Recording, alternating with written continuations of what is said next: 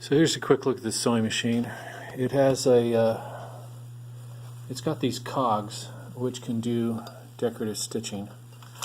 You stick the cog in there and you can see the shape of the stitch. And it also has this buttonhole attachment, which seems a little strange because one of the cogs does buttonholes, but it's also got the buttonhole attachment. And let me see, I guess I'll just get right to it and we'll see if we can demonstrate one-handed sewing this little wave stitch. And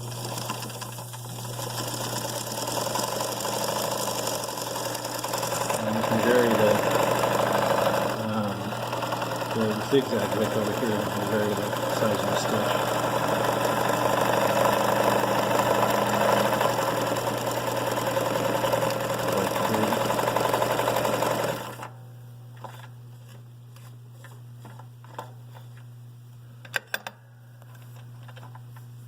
Look and see what I got there.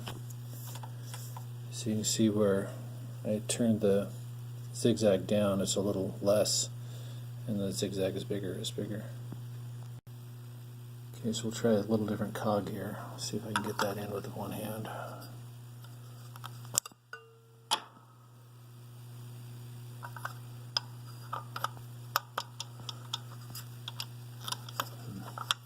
It's got a cam follower in it.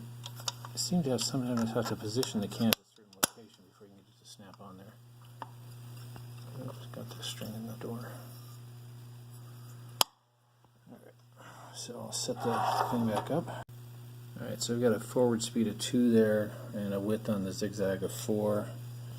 And we'll just see what this cog looks like.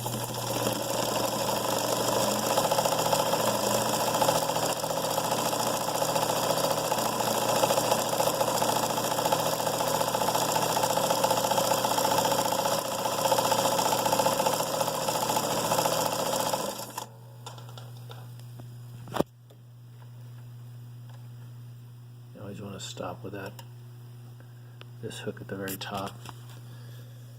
Make sure that the bobbin's in the right position underneath.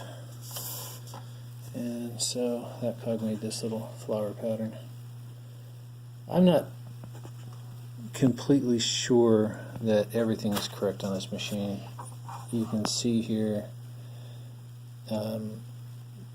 those stitches over there have several stitches in between, but these just one stitch. I think it still needs a little bit of tuning or help or something underneath where the bobbin is.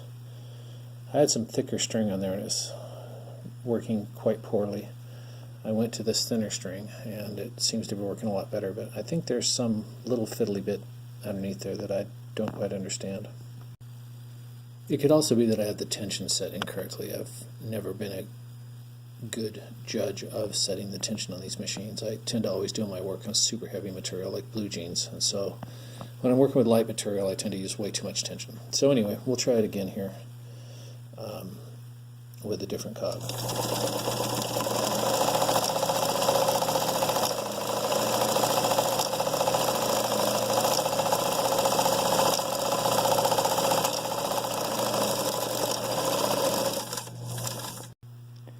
And here you can again see that trouble that I was talking about, how sometimes I think it is supposed to be a single stitch where it comes back because the cam just snaps, but you know, like here it's obviously missed a stitch. It didn't go around the bobbin on the bottom. So I think the machine does need some tune-up. And here's just some reference shots of the machine itself. There's the mechanism with the cog. When you lift the door up, I don't know if you can see, but the cam over on the right moves out. So you hold the door up to hold the cam out. That lets the cog come in and out. There's the motor. Seems to work fine. I really have no idea what that lever's about. It goes plus and minus. I can't figure out what that changes. It's got a bobbin winder like everything. You simply disconnect this clutch, and that allows the motor to spin the bobbin winder without spinning the rest of the machine. This is the mechanism up on the head end of the machine. Nothing too exciting there. There's a couple different feet in the package. That all has a light that works. I'm going to see if I have an LED bulb that might work there. There's the model plate. Get that to focus there. 158.17540 Sears Kenmore sewing machine. And then here's a quick look underneath at the bits and pieces. I'm going to try putting a thinner thread on the bobbin. See if that makes it stop dropping the stitches. Okay, so I put a thinner thread on the bottom. I had some really heavy thread on the bobbin, so we'll see if that improves it any. I'm also going to change this over here. Change the stitch length down. I don't quite know how that affects with a cam. I've still got the zigzag on 4 to give us the biggest pattern.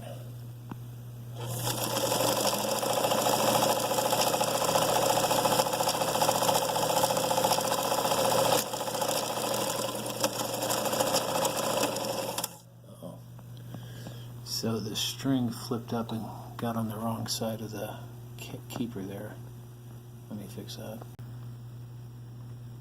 Well, the result of that last trial with the thinner weight bottom thread on the bobbin it's really no more impressive than before. That's that top pass there. I mean, some of them look pretty good, like the wave thing, but this thing still needs to get serviced. For reference, the way I have it threaded is it just goes through that and then through that keeper, drops down around the tension knob, gets picked up here by this little spring wire, and comes into this keeper there, up through the arm that yanks it around the bobbin, down through another keeper. It's actually set up for 2 threads here, and so it goes through the, sorry about the phone, goes to the right side of this little keeper there, and then goes down through the right side of that little keeper, and then from the front to the back on the needle. So I'm just going to go back to a regular zigzag cog here. Alright, we'll get brave and try some regular zigzag. Another thing, I was just noticing that the machine itself is made in Japan, as well as like the little accessories like this needle threader, and that also shows up as, can't get it to focus, but it shows up as made in Japan also. That's kind of dates it. I don't know if this is like, I think these were made in the 70s, but I don't know. Anyway, alright, so we'll try to do just a regular zigzag with a wide zigzag.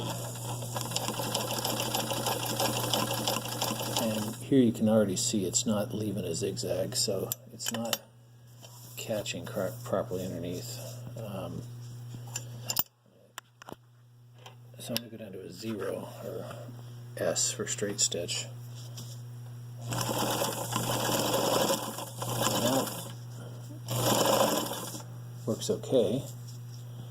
And let's try something intermediate like a 2.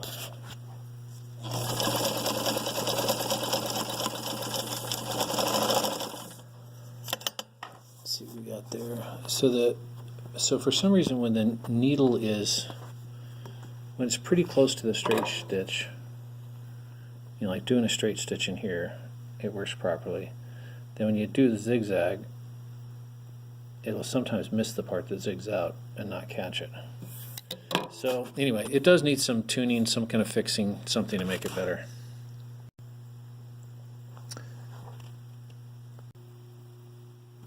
So that's just a quick tour of a Kenmore sewing machine with the cog collection and some not quite successful samples.